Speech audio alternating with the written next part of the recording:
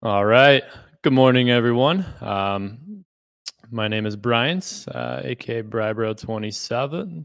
27. I'd like to welcome you to my land stream. I believe this is my fifth land stream total, maybe six. Always losing track already. But today's gonna be a good one. Today we have a awesome guest, Mr. Matt Clarke.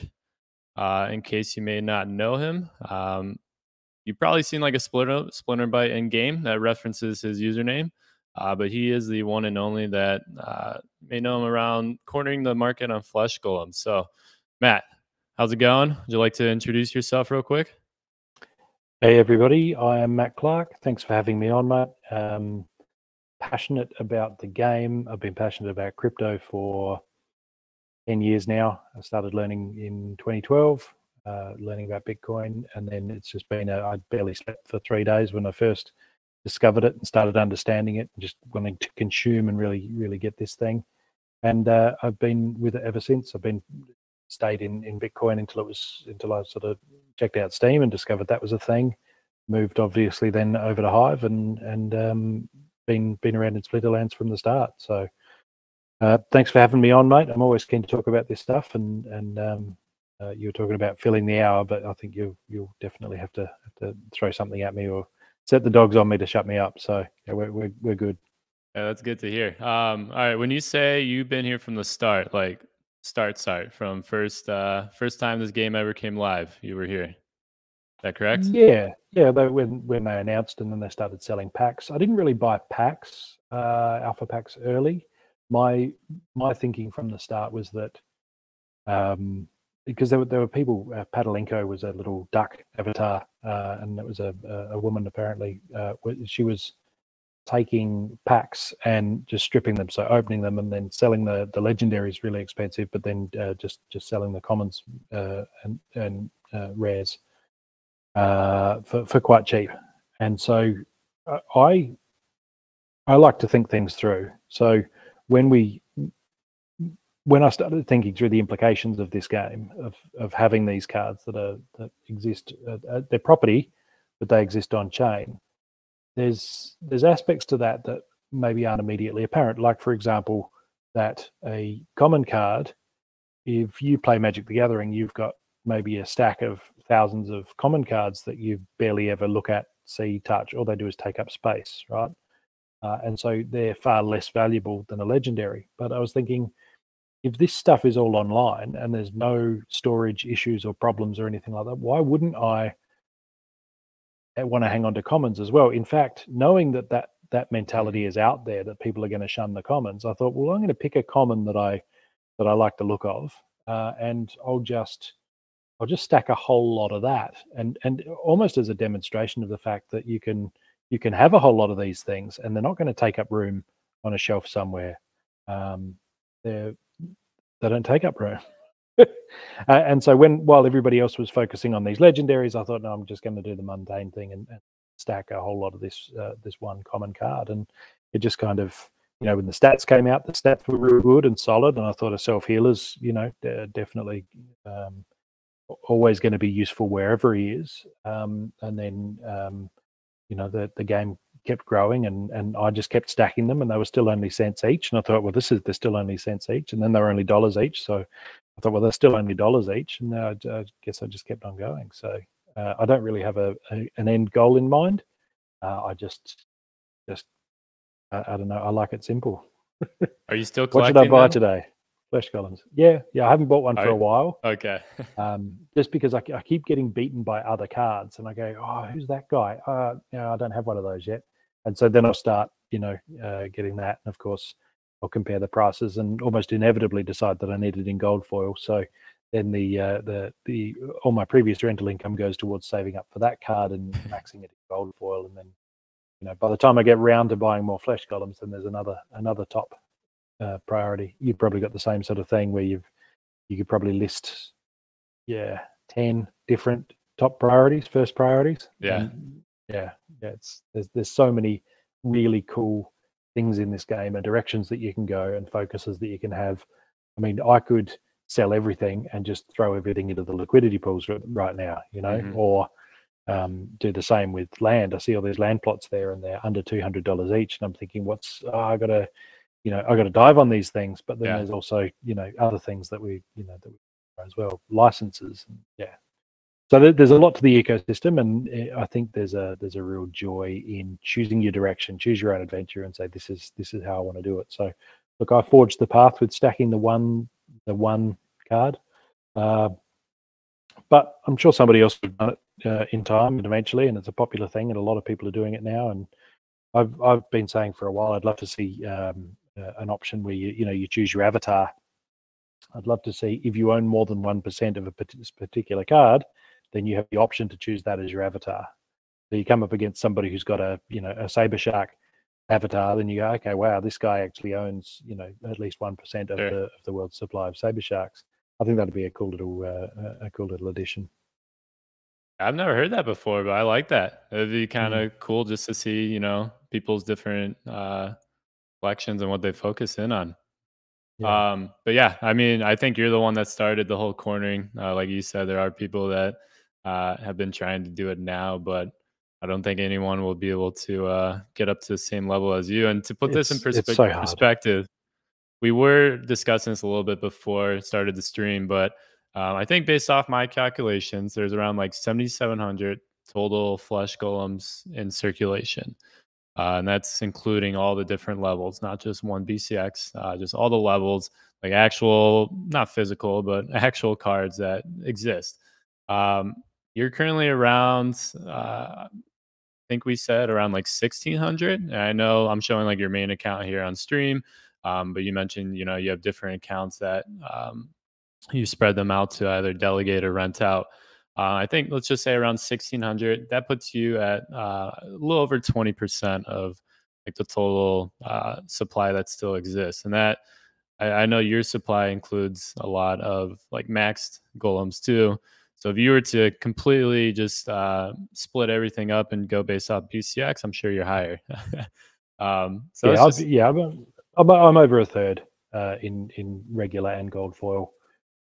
Just over a third in gold foil in BCX terms, but in combined card terms, there's a lot that I have there that I've combined to max level. So I think I've got nearly 40 at max level, and then a whole lot of others at different levels as well. That's awesome. Super jealous. I think that's such a achievement right there. So it's trippy though. I mean, I could, for $1,000, I could buy whatever's on the market for under $100, and now I got $2 million worth of flesh golems. And so it's kind of a bit surreal, and it also it's changing, it's rewiring the way I think about wealth, because the more, I guess, wealth you accumulate, the more it becomes this ephemeral concept that is not real. I mean, if I started selling flesh golems, I wouldn't have, we can't say that I have this much value in flesh golems, because if I start selling, we have to find the floor where other people start buying. That might be just below the current price, but it might also be substantially lower, and I might even spook the market if Matt Clarke's selling flesh golems. So it's great to see the sticker price and say you own $800,000 worth of flesh golems. Okay, great, but I could very easily push that up till I own $5 million worth of flesh golems. Yeah, but it's all on paper, right? It's not actual, and so I love them. I'm really glad I have them. But I think when people start talking about collateralized loans and the like, I think there's a bit of a pitfall there, because if I can drive the price of my cards up to, if I control the market and drag the price of my cards up to that, then I can take out a $5 million loan. Yeah, that becomes more than just academic. So it's been a fun exercise. I'm looking forward to seeing where it goes, and I've got a lot of scope to take it wherever I like, which I guess is the point of cornering something. But I've just been having fun with it.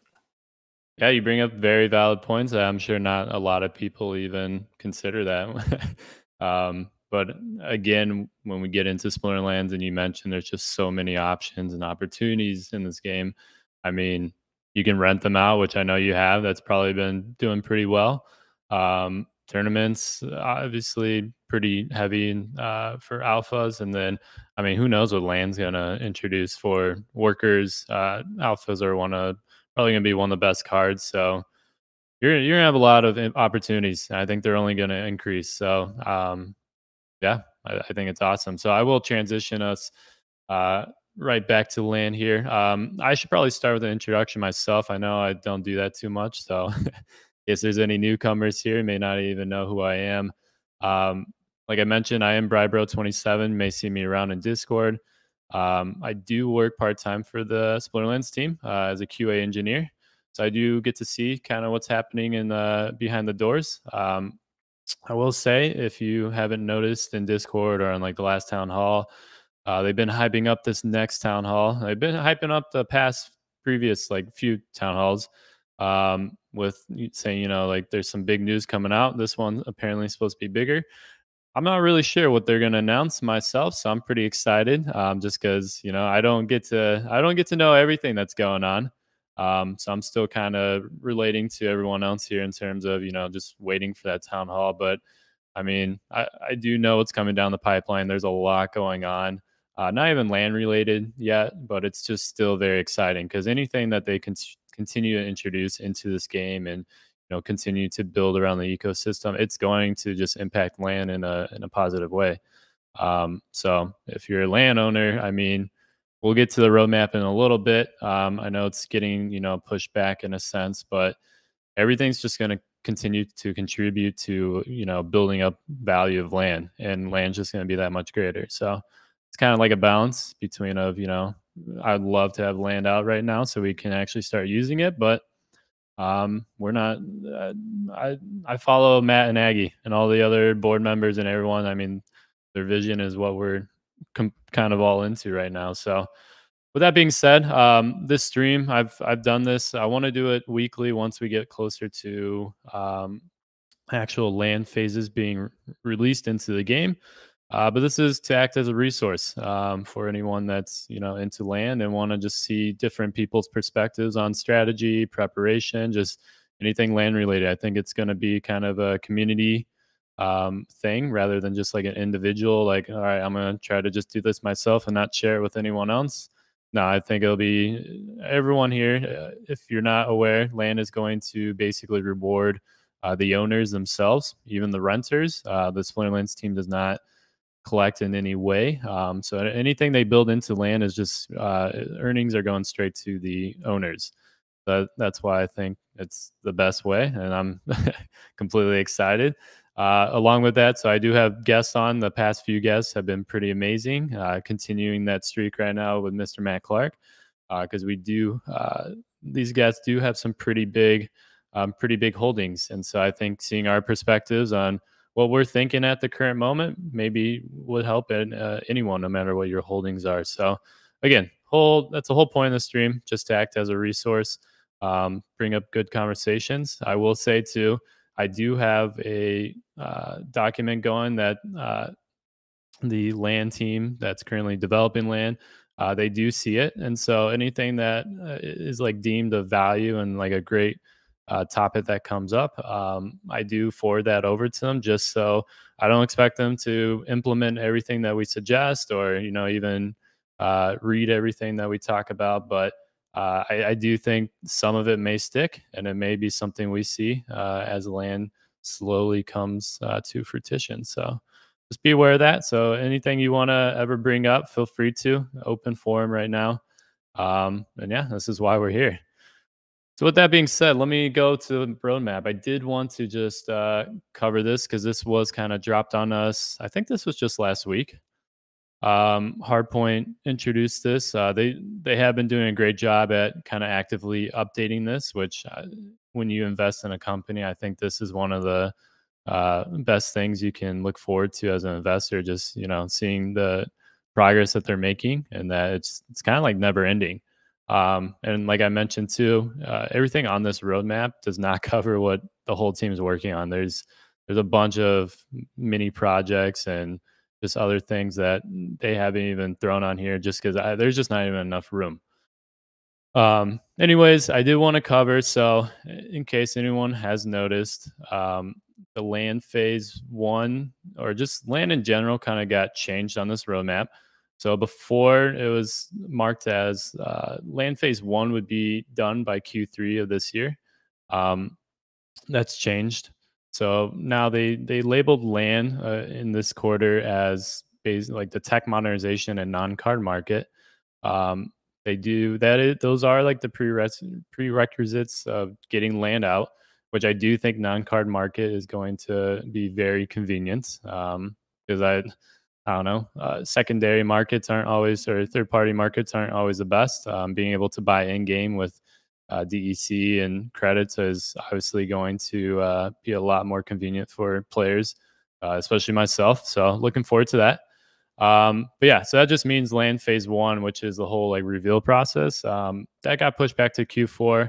Not as much of a surprise, to be honest. But it does, as just like an investor, it does suck just because we're all expecting, we all want land out. But like I mentioned before, with everything going on, there's just a lot to be excited to that's not land. And I think that's the coolest part.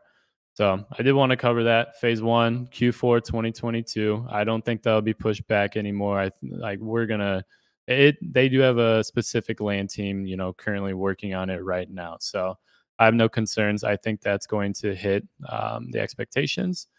And then land phase two with the actual functionality of being able to use your land. I would expect that to be Q1 of 2023. So a lot to look forward to. I know I just talked a lot there. Matt, you got any comments, anything you want to No, bring up that's all in right. regards to this? The non-card market, I think, is going to be instrumental. I have some no coiners that are interested in crypto. I've been known because I've been, I guess, breaking Bitcoin since 2013 on Facebook and wherever else in person at parties. Now that things have really moved along, I'm being remembered for that, and so people are coming back to me and saying, "Hey, Matt, I've done no research, but what should I do?" And so my go-to is to say, jump into Splinterlands and whatever the current edition of packs is, just buy as many as you can afford. Just Mm-hmm. save up your credits, do the bulk thing, and then just sit on them for a couple of years. This is talking to people who have no interest in engaging with crypto. They Yep. just want some of the upside, right? So I've onboarded several people in that direction, and they've bought packs. And I know that many of those people are interested in buying 2, 3, 4 plots of land each, but they don't have crypto, so they can't just buy a plot of land with the credit card Yep. until the non-card market comes out. So it's interesting. Aggie shared earlier in Mav's a breakdown of people who bought packs and then what percentage of them are still engaging with the game, and it's like 97% or something ridiculous. Yeah. Which is fantastic, right, to see that continued engagement. But I'd say even that 3% that we think we're missing, often they're people that never were interested in playing the game, but they still want that exposure to the upside. So we haven't lost them in a way. They never planned to play.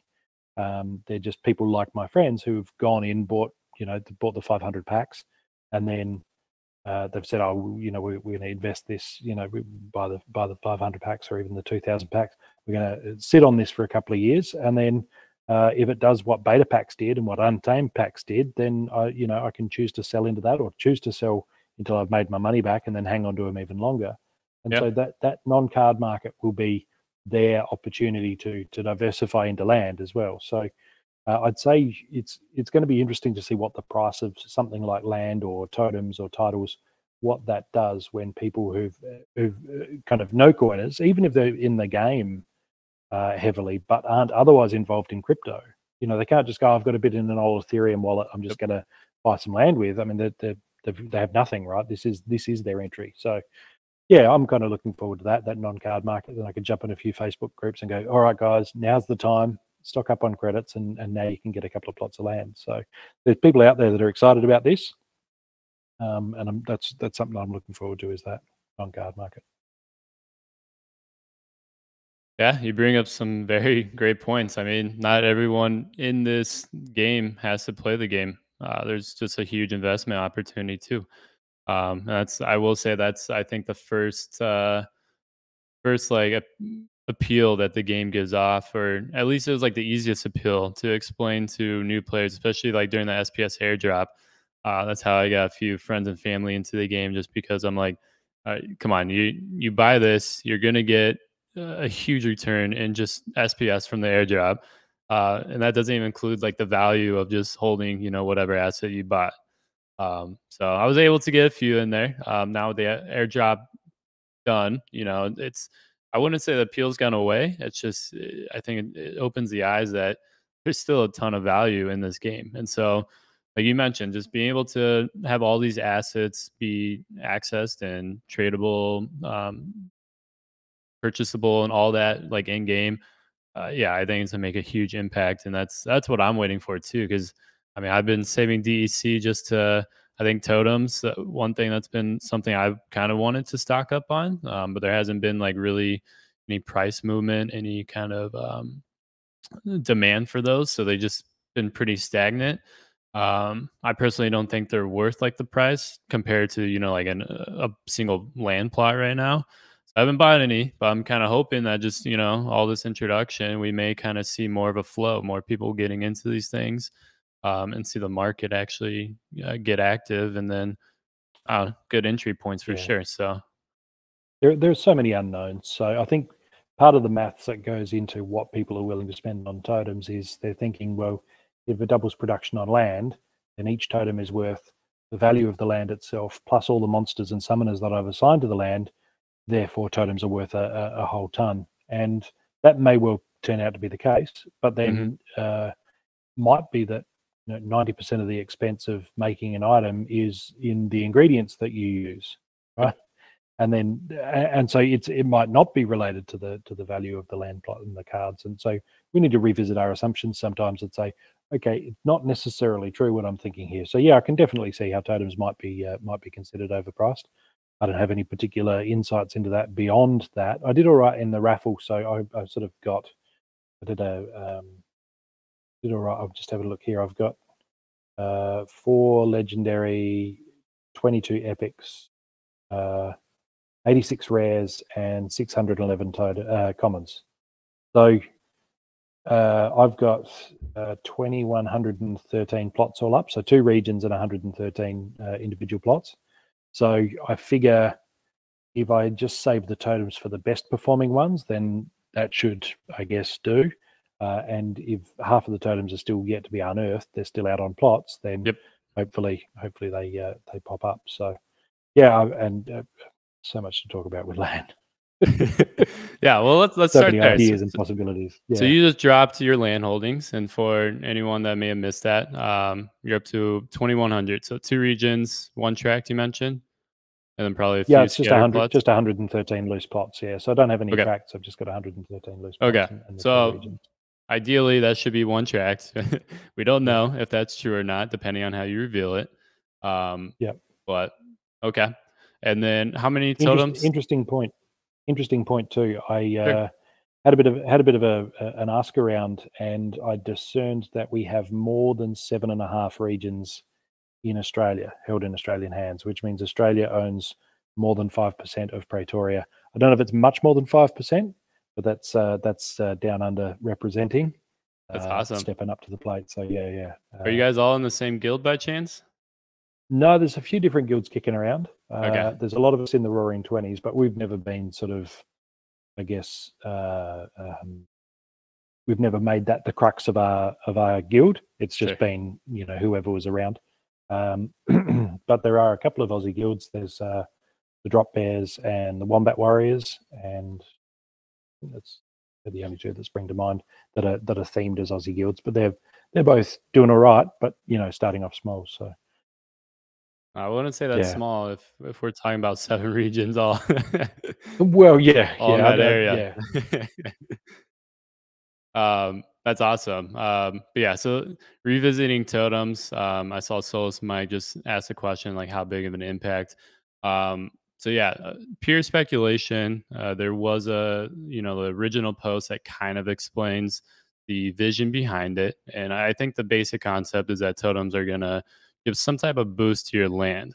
Now, what I think is cool, which I don't know if it's confirmed or how it's actually going to be implemented, is that the way they word it, it seems that totems are going to have like specific utility. So it's not going to just be like, hey, throw this common totem on any plot. It's going to give you just a fixed rate, boost. I think it's like totems are kind of gonna have their own reveal stage where they'll give you like a specific utility for a specific type of plot and for like a specific like harvesting, or it's going to boost crafting, it's going to boost like land workers, stuff like that, but like again for maybe only a forest type plot or a lake. So with that being said, I think there's going to be a large variety in terms of like the utility that it gives, and that's what I think is kind of cool, and that's kind of why it's been urging me to get into a little more totems, because I mean I'm up to like 2,200 plots, and I only have around 200 totems.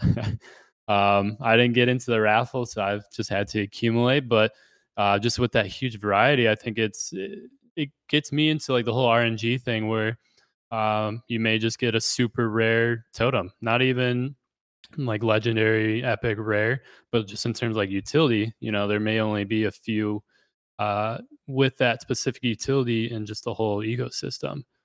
So due to that scarcity, it's going to have a higher value, obviously, than some type of other utility that's just more common and can be bought at any time. So that's kind of why I'm on the totem train. Again, I haven't bought any just because I don't know, just don't see the price. Again, we don't know that much about it either, so it's kind of hard to just go all in without really knowing how it's gonna work. But again, with the large variety that me and Matt both have, I think totems aren't a bad investment at this point, because we're gonna have all types of plots. I don't think we're gonna have to really worry about that. We'll be able to use them all.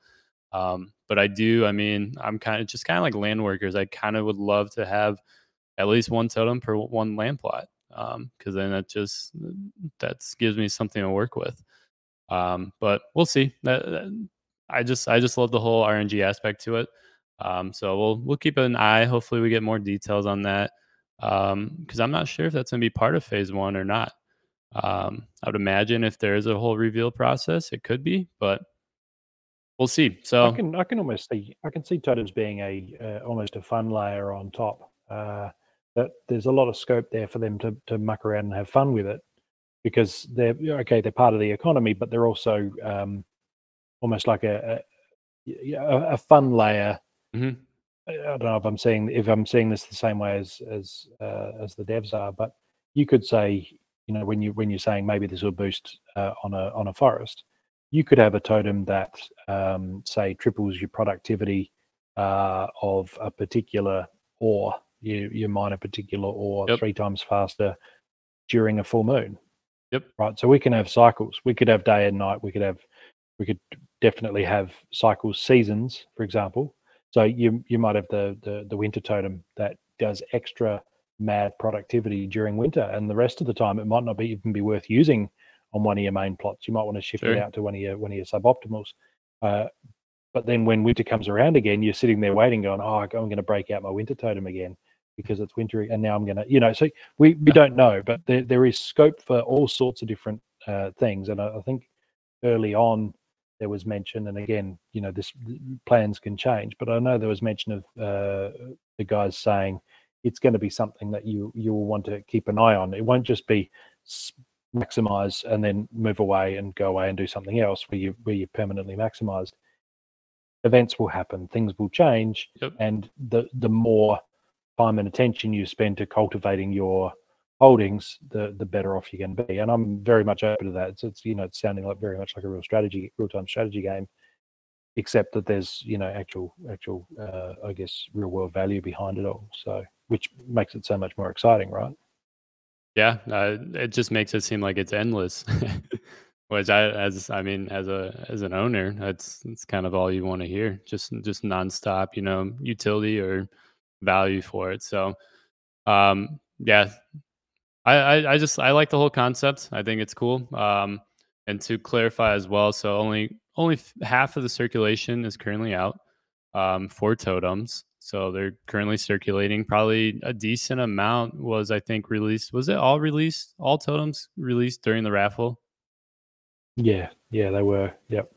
All the ones that are Okay. above ground. Yeah, so that are currently just in circulation. Yep. So it's interesting because I'm curious, just like based off that raffle, how many of those participants are like still actively playing the game or even know, what they have. I think that'll be like a whole nother discussion probably if we do see some type of stats in the future, just, how many active players own land and then maybe how many inactive players own land too. And then there's a whole discussion of like what happens to that land if it's just not even revealed. Is it just going to be a wasteland? Are they going to eventually uh, build out into it? And I don't know. So I think totems is that I think that's one of the reasons too. There's just not a lot of like supply for totems. But with that being said, the other 50%, I think the ideal is that you're gonna somehow like I don't think they're gonna come with land during the reveal process. I know that was kind of mentioned before. I don't think it'll just like randomly show up. I think it's just like as you work your land, either just harvesting resources or even with like land workers defending your lands. I think they'll just slowly kind of like come up. I'm not sure if you'll be able to craft them or not, but I would kind of stay with those two different concepts on how to accumulate more totems. So I just with that as well. I mean, I don't think I'll actually buy enough totems for each of my plots because I mean I'm going to be getting more just through land. So we'll see. We'll see how I refine my whole thought process with totems, but I do think they're definitely going to be of value if you have land. So it's something to just keep an eye on. If we have nothing else on totems, two others. Only other thing I did want to mention that will give land utility are titles. And if people did not notice, there's a new announcement for Splinterfest in regards to how many tickets are going to be purchasable, and then what buying a ticket all consists of in terms of what you get out of it, other than just being able to attend the events. Um, if possible, I mean, I'd love to see everyone there at Splinterfest. I do plan on going myself, so I will be there. So I'd love to meet anyone that ends up going as well. But if in case you guys did not notice, and I'll try pulling up as I talk, this will be interesting. There was part of like the perks of buying a ticket was getting an in-game title. Um, and I'm not sure if that really appeals to people. But I think that's huge because it's been, like I mentioned, it's been teased. It's been confirmed by Matt specifically, Yaba Matt. Uh, Titles will give you land utility. And the fact that they're so scarce, I'm kind of banking on them having a large utility. So one thing I've always thought would be cool is if like they kind of got linked into keeps and castles, and it would give maybe like a tract and or region boost. Um, just again because the scarcity. I mean, they're not totems. There's not enough totems for every single land plot. Titles are very scarce, and they're also like limited because like their entry cost just to even obtain one.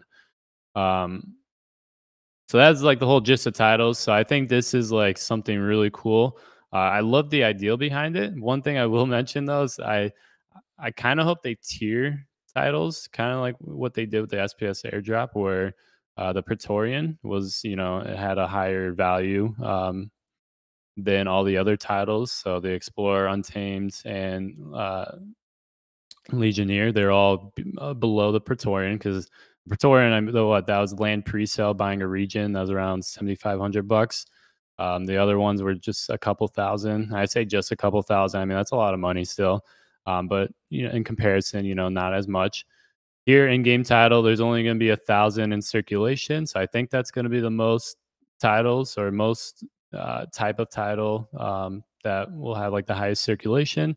But the lowest, minimum cost for this is $300. So, kind of hoping it has like a much less utility value than the rest of the titles. We don't know for sure. But I mean, if you're on the edge about going to Splinterfest, I think that title alone is going to be probably worth more than your actual cost. And this is not financial advice or anything, but I did want to point that out because I think a lot of people like right now they don't have any utility. It's just like an aesthetic feature. Um, but again, it's going to have land utility, and anything that gives land extra value, it's going to give value to that asset itself. And there's going to be guys like me who will be there in spirit. I'll absolutely be at Splinterfest in spirit, but I can't make it physically. And guys like us will be wanting to diversify a bit and buy those titles, so we're going to have to buy them off somebody who went. So if you can get to Vegas, get to Vegas. Yeah, and if you don't want your title, well, here's a guy that will probably want it for you. So, and yeah, that's an unfortunate part. Holding it in the United States is limits to those that don't live in the country. But depending on how well this goes, I mean, they are planning on. I think next year they even mentioned that the EU would be the next location. Again, as long as this goes well and there's a demand and people enjoy it. But yeah, like Matt just mentioned, people do collect. Like I have every title except for the Explorer, and I really wanted it just to say, collection purposes. I have one of each. But I'm waiting on buying that because again, I'm just if all these titles have the same utility, then I'm not going to spend a lot right now, even though Explorer is a little more scarce. When like this title is going to be much cheaper, just due to the low entry fee and everything. So if anyone else is like that, just curious on how titles are going to be, I thought I'd just provide that little insight. I think this one's even more of a waiting game than Totems until we really understand what these are going to introduce in terms of land. All right. I think that covers those covers kind of like the big, secondary assets that people that aren't, land specific or plot specific. So yeah, let's get more into, I guess. So we already covered holdings. What's your plans, Matt, on revealing? Do you want all your 2 regions and 100 plots all Yeah, together, or what are you thinking there? I'm kind of torn. I don't want to commit too much to either option while I don't know enough. I kind of figure future Mm-hmm. Matt is going to know just a few more things before I have to make that decision. I don't want current Matt to tell future Matt what he should do. So I'm kind of torn. I do at the moment. I'm leaning towards having them separate. I think the network effect of having an entire region is probably going to be sufficient, where any benefit to having multiple plots should have been met by then, by the time you have a region. And if there's Sure. travel or transport involved, and I can be a hub on different sides of the map, there could be possibilities there where somebody over here wants something that's only available over there, and I can have a stockpile of both. Yep. So he could say, "Hey, I want that, but it's over there." I can say, "Well, here's a markup, and here's one I've got right next door to you." So there's benefits, I guess, to that as well. So one thing I've been really looking forward to is, I know Yabba suggested early on, and again, this could have changed, that the idea might have been that people could name their regions, which is Yep. something that I'd particularly enjoy. So if that does come to fruition, I've got a couple of names that I'm gonna call my regions, and I'm also gonna hold a competition to guess those names. I'm going to make it a sizable Okay. SPS staking reward for whoever actually successfully guesses what the names of my regions will be, and big SPS staking reward for a decent period of time. So anybody who's Sure. looking to get a real foothold into the game will have an opportunity there to. I'll post clues and all that and have a bit of fun with it, but I really want to post some clues and I guess support somebody new, while also somebody's potentially somebody who's small and really needs a chance to get up there, but also having a bit of fun with it, and also I guess name my regions in style. So I've got names for them. I just need to A, we need to be able to name our regions, and B, run the competition. So I'm kind of looking forward to that. Yeah, that's awesome. I'm like 99% sure that we'll be able to customize our regions. It will be interesting to see how much like freedom we have in that, because obviously there's risks of people, naming it in just a way that they shouldn't. And there's that whole kind of like management level part part of things. So, but no, he did drop that, and I think that'd be awesome. And that's not to steer away, but I think that's kind of why I've been thinking of revealing all mine just together. I think just seeing just like the bulk of land all together, just I think it'd be awesome. It'd be just cool. Like, oh, there's Brybro's just a huge, stack of land. But other than just that whole kind of entertainment part of it, it may not be like the smartest strategy either. So yeah, I'm with you. It's gonna there could potentially be pitfalls. The other thing I've been thinking as well is if I did have separate regions, then I might find myself accumulating plots. If I'm renting a whole lot of plots out and I'm getting some income, then I might be buying whenever one comes up for sale, and bridging across between the two. There's all sorts of different possibilities there as well, where you can spread out like that. But yeah, I'm leaning towards being separate, but we'll wait and see. Getting a little Oregon Trail going just to connect your region. That's smart. Yeah.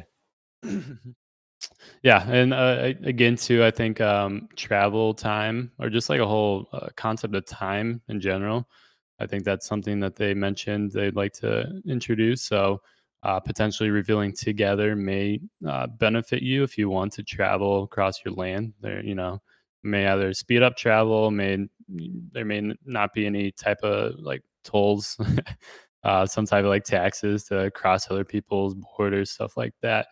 Again, though, there's a lot, and we don't know really anything about it right now. So it's fun to speculate. I love your whole naming contest. So I mean, if you ever want to, I don't know how you plan on revealing that, but if you want to have a stream going at that time, feel free. I'd love to have you and just see what you came up with. I was going to ask if you want to share, and then you dropped that you want to make a contest out of it. So I think it's better off we wait. And who knows? Maybe you'll have a couple more regions by then too. You can just get some more names going. That'd be lovely. Obviously, I can afford that. I just don't want to centralize the game. So no. Don't want I to did have corner a the mental land. image as I'm talking. I had a mental image of Cryptomancer's got 3, doesn't he? I think I've heard around the traps he's got 3. So yep. I'm picturing him doing that, where he's got 3 in a triangle, and then he's buying up the lines of plots between them. The poor guy's in the middle, just getting really nervous. Yeah, because he's everywhere. Just seeing the swarm of no escaping. Cryptomancer. Yeah. Yep. Okay. Awesome. Yeah. Well, like you mentioned, I think it'd be cool to name. I think there's gonna be a lot going into that. I do think kind of building guilds into like the map as well. So not only seeing who owns it, but maybe what guild they're associated to. Seeing that type of view. I am showing kind of a mock-up that we got teased. This has been months ago. It's just the land view of what you would see in your assets, and it just shows what you own, the different types of what you own and all that, and then you can go into like the for sale page and all that. So I think this map view is going to be awesome to see once it's released, and just get like a perfect vision of or just an idea of what everyone's holding. It'd be cool to see how many unique holders there are. So if we get close up to like Chaos Legion and see how active they are. I don't know. There's a lot of statistics we can do there, so it'll be interesting. But yeah. So what else? What else is there? Other than reveal strategy wise in terms of preparation, anything you're looking at right now in terms of? I know we covered totems, titles, land workers, or just accumulating more plots. Land workers is a funny one. I've got again a mental image, and I might be wrong for this, and I might pay for it, but I know, I guess based on what I've heard over the years, and again, you can stack these things yourself, and then you never actually heard that, you just kind of imagined it. But I can see that as buildings are being upgraded, you might start with a summoner and one unit, one monster, and then after a while you get another upgrade and you open another slot for another monster, another unit to go in there, and you might end up with 3 or 4 monsters. And so I'm monster heavy. I don't have anywhere near enough summoners, which is obviously scary because assuming that you're going to need summoners on your land. Yeah. Like, so that's been, I guess, a point of trepidation for me, where I'm torn between, stacking things that I want to rent out, because I love renting. I've got, a whole other secondary account that I just go, oh, that card's going to rent really well, and I'll go and buy a heap of them and then throw it on my rental account. And then there's the gaps in my playing account, and then there's stacking flesh golems, and then there's buying plots of land. And again, it's which of my 10 top priorities am I going to focus on today? Yeah.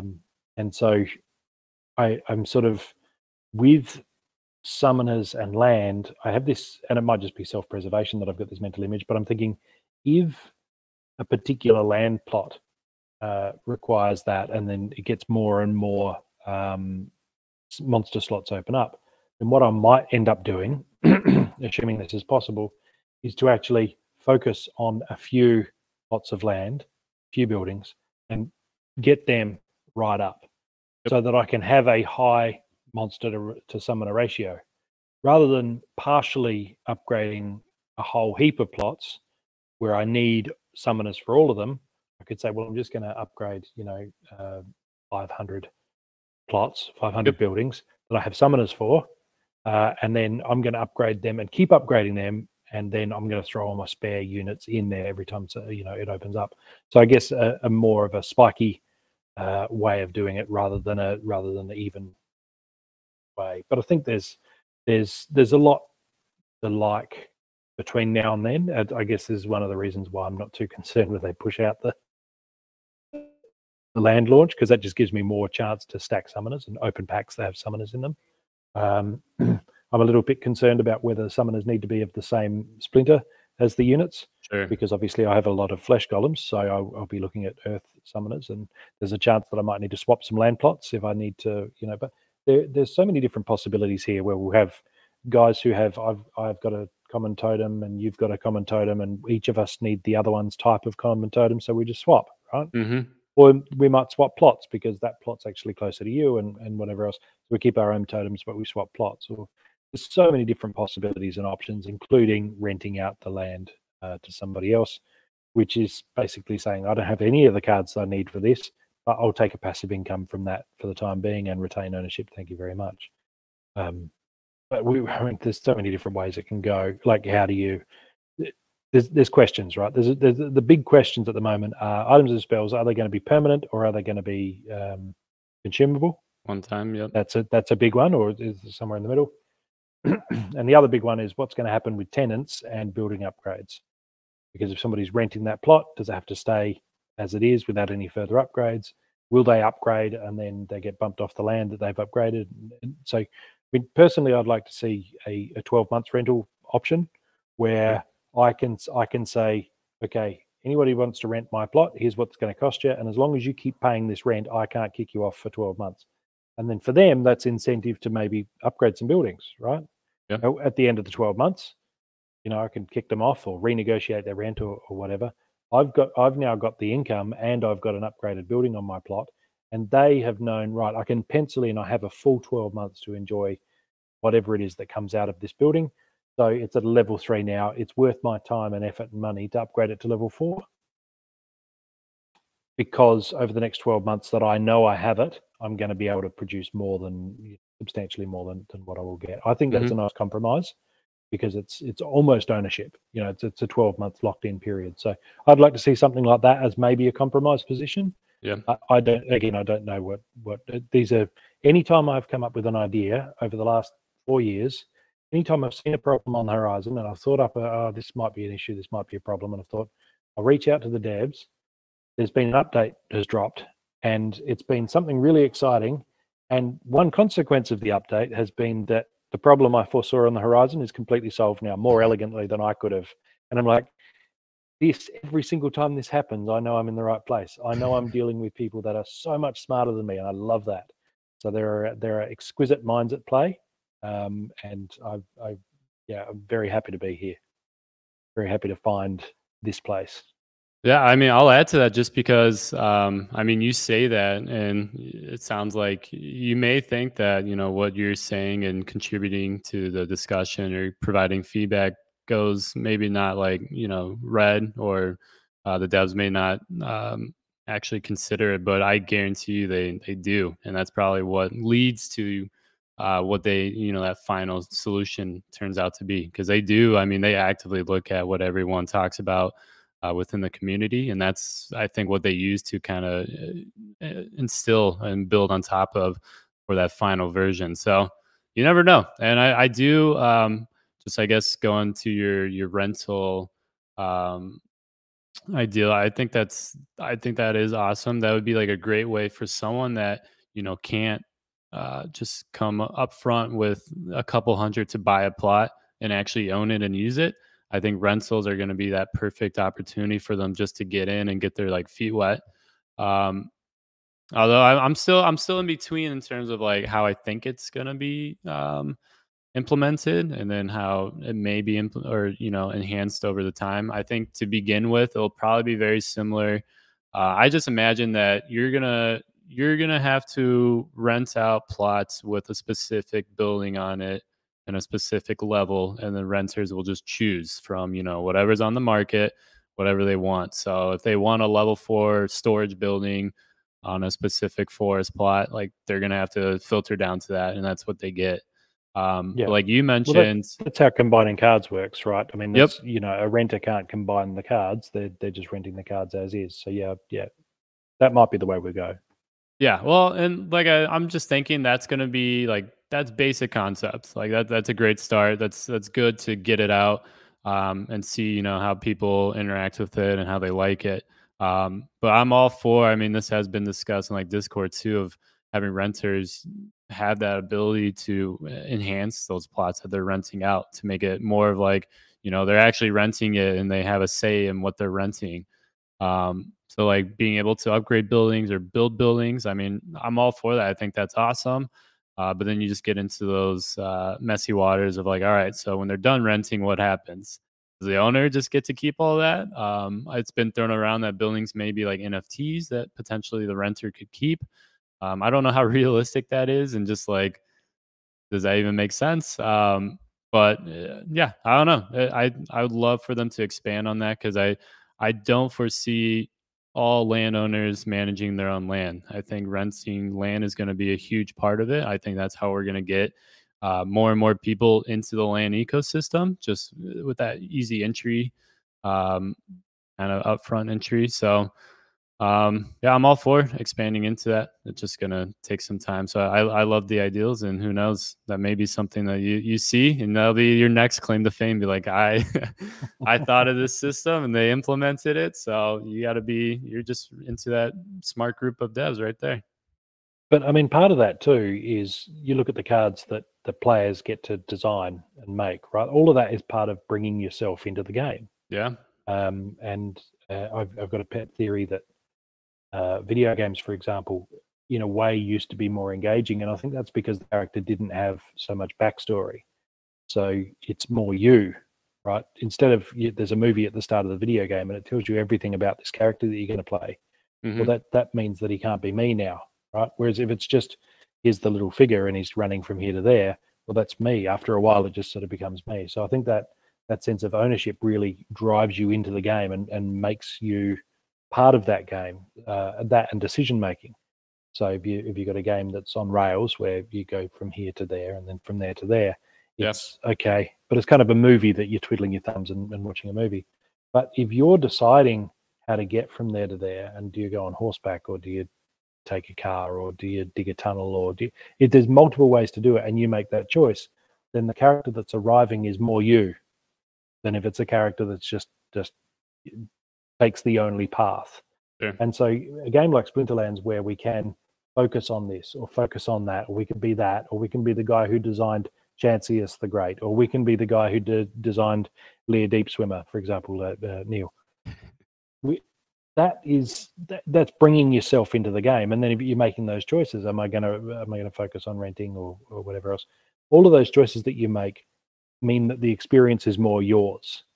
And I Hmm. really feel like that's naming regions again is another example of that. You just if it can feel more like you are having that input, and that's where we get with the community Splinterlands. What's the FAQ.Splinterlands, the suggestion page? The I forget what that is. yeah, feedback. That's the one. So you can have an idea and put it up there, and if you get the upvote, if it's popular, right, and the DAO will push this even further, then you can get that serious consideration from the team. So, and there's little quality of life stuff. Personally, I'd love to. I've always been bothered by this. I'd love to see those front two cards spun around so they're facing each other. They're actually face to face, because often the card art has them facing away from each other. And it's now that you've heard that, it might start bothering you, but that's a good point. Yeah. You see these two people and they're head to head and they're retaliating, but they're, I'm this way and I'm over this way. It's like, I don't know, it bothers me probably more than it should, and I've never played these games. I think if you had that little graphical twist where if they happen to be facing the wrong way, then you turn the art around for that card just so that, as it's stepping up into first position. And they're graphical tweaks, and whether it matters or not, I don't know, and whether it would be difficult to do or not, I don't know. But I think if I was going to put one in there, I'd probably go on that. Anyway, just popped out of my head, so I thought I'd throw it in. No, you make good points all around. Yeah, I mean, to sum that up, everything that we talk about here, the team's got ears all over. So. And I think that's the coolest vision with like Matt and Aggie, is that they're building, like, they're gamers, from the start, and that's like the whole reason why they started this game. So they're building a game that they like would ultimately enjoy, and that's how it like relates to us gamers as well. And so the fact that they're allowing community members to have a say in the game when it comes to like designing a summoner and all that. Obviously, there's that whole upfront cost. Not everyone can do it, but just that whole ability is, I mean, you're leaving kind of like your mark in the game, and that's awesome. I think as like a gamer, something that you truly love and everything, like that's the end goal. Even having like a splinter bite with your name in it, I mean, that's awesome. Yeah, it is cool. So, and that's cool, and they've allowed those options, and I think Land's just gonna very much so continue that. And there's just going to be a lot more of being able to leave a mark, while also earning a passive income. A lot to look forward to. Unfortunately, we still got some time, but I think like what we covered, there's so many opportunities just so many investment opportunities, and I'm with you. I think it may sound like a bad thing that there's too many options to get into right now, but I think that's what makes Splinterlands so intriguing as well, is that there's so many opportunities to get into, and they all have like their own ROI, and they're all high. I mean, there's not really a bad option, I'd say right now. So I will say I have not. Oh, go ahead. That's a really good point. So when you're saying there's these different ways to do it, but they're all good options, that really touches on something that I've been enjoying for a while now. Is buying the right card is there's a difference between if you bought the right card or not quite the right card. Mm-hmm. But either way, you're winning because you're buying a card in Splinterlands, right? So there's this fun that comes along with, should I jump in the liquidity pool or should I buy another plot? But there's also the knowledge that, hey, there's just being here is just winning, right? Because the plot's gonna do wonderful things, and that card's gonna do wonderful things, and even if there's a change in rule set and it drops out of the meta, it'll come back at some point, right? It's still there for collection power, and there's people who bought cards or rusty androids or what have you that, this is this is a silly card. Oh, collection power's come along. Well, people are renting my rusty android for me now. Oh, now there's SPS has arrived, and now I'm getting airdrop points for my rusty android. Mm-hmm. All these things that you never expected, and I'm thinking, what's around the corner in this wonderful ecosystem that I don't even know about yet? I mean, when I bought a whole lot of very cheap dark energy crystals, because they were getting dumped at the time, when I bought a whole lot of those to then buy a region, at $1 per thousand, and I'm buying them at like 32 cents per thousand. So I'm already paying a third of the price just to get the dark energy crystals, and then obviously the value of that region skyrocketed. But while I'm doing that, I'm thinking, this is fantastic. Mhm. This is what winning feels like. So yeah, I'm a big fan. I don't know if I that mean, comes through, but I'm a big fan. yeah, no, I mean that's the current state of Chaos Legion packs right now. You buy dark energy crystals, and I don't know what the discount is, but I think it's still over like a 30% discount if you go down Yeah, that and route. so So, when I was buying those to buy the region, I didn't know about SPS. Right, all I was doing was buying yep. region, but then I got all the SPS as well. So I guess you're never aware of what's going to come up and pay off and do really well. So you're winning just by being here, and that makes that decision making fun. Well, am I going to focus on summoners, or am I going to focus on rented cards? There's a lightheartedness to it because it doesn't matter, because you already won by being here. Yep. It makes it fun. Uh, the game always like they love to reward asset holders, and that's I mean SPS airdrop. I was with you. I bought all my land just loving the idea of land without even knowing about the airdrop. Airdrop hit, and now I'm pretty loaded on SPS, and it's awesome. Yeah, And then just even like owning land, like we haven't even gotten to the point where we can use land yet. I just like the return on investment is just through the roof. And that's with anything in this game. There's a fun aspect, there's a rewarding aspect, and then there's also just like the whole functionality, utility of that aspect. Like you're playing a game, and for us, I mean, we love it. So like buying cards is just fun to expand your collection, but to also become more competitive. There's just so many aspects. It's kind of like a no brainer right now in terms of just getting in. And I don't know. I think land's going to be awesome because it's going to take a while, but I can't wait to do the whole reinvestment strategy and just what to get into next, what to focus on. It's probably going to be a full-time job for the first couple of months. And then as they continue to, implement new phases, new iterations, it's just going to be starting over that whole strategy process. And like I mentioned, the stream, I want to make it weekly once we get to that point because I'm sure there's going to be a lot to discuss. Would love to have all my previous guests on again. So Matt, you're welcome to come join anytime. It'd be awesome to reflect on, what we all discussed now, what we all speculated on, and then come to that future stream. Just be like, all right, how far off were we? Are we happy where we are? Could we have done something differently? And just literally reflect and enjoy that whole vision of where we were. beauty, love it. I'm all on. I'm on board. Yeah, me too. So I will say, I do try to get these to an hour, just to make it consistent and everything. We are close to that hour mark. So Matt, very much so enjoyed having you on. It was great to talk to you. Any last minute remarks? Anything you want to just leave with the community, or just anything in general? No, just I guess maybe a personal message to everybody involved. Sure. You guys are my people, right? You're my tribe. I've had up times and down times, but this community, this group of people, has been I guess a constant and an ongoing, and easily the best community that is on the internet. So I kind of feel like, I'm talking to my group right now. So everyone who's out there and has been part of this experience, thanks for being part of that. Thanks for making me feel invited and welcome, and also like I'm part of something that's bigger than myself. So yeah, big props to everyone involved, and it's been great to be on this journey with you all. I love And we're just getting started, right? Yeah, I love hearing that. We are all one big happy family. That's what makes Splinterlands so great as well. On top of everything else that we just mentioned, and yeah, I mean everyone else is happy to have you as well.